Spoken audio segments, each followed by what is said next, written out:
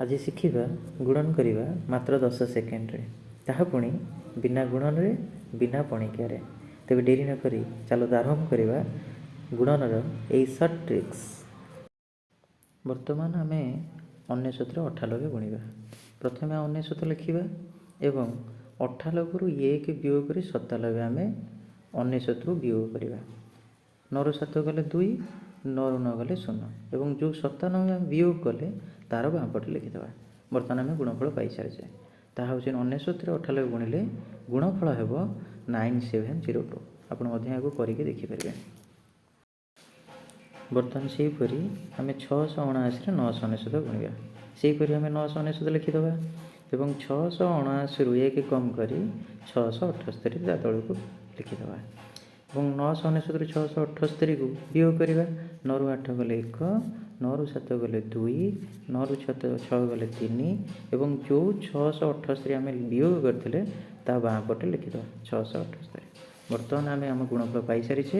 679 999 गुणन कले गुणफल हेब 678,321। आप गुणन कर देखिपारे। बर्तमान आम से हीपरी 8765 9999 आम गुणिकी देखा।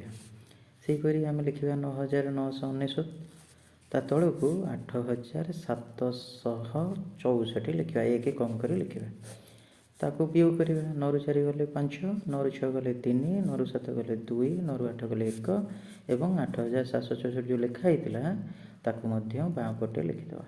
आम बर्तमान आम गुणफल पाई सारी। 8765 सहित जो 9999 गुणवा ताल आम पाइबा 87641235। गुणन कर आंसर मिल पारे। बर्तमान आम 98,672 99,999 गुणन कर देखा। सेहीपरि आम 99,999 लिखिदेवा और 98,672 1 कम कर 98,671 वियोग करवा। 9 रु 1 गले 8, 9 रु 7 गले 2, 9 रु 6 गले 3, 9 रु 8 गले 1, 9 रु 9 गले 0 एवं जो 98,671 वियोग करते बाँपटे लिखिदेवा। बर्तमान आम रिजल्ट पाई सारी। 98,672 99,999 गुणन कले आमर गुणफल हम 9867101328। यहीपरि आपण मैंने 9 अंक थी जेको संख्या को अन्य एक संख्यार गुणन करी गुणफल अति सहजे पाइपर बिना किसी गुणन करी बिना किसी पणिकार।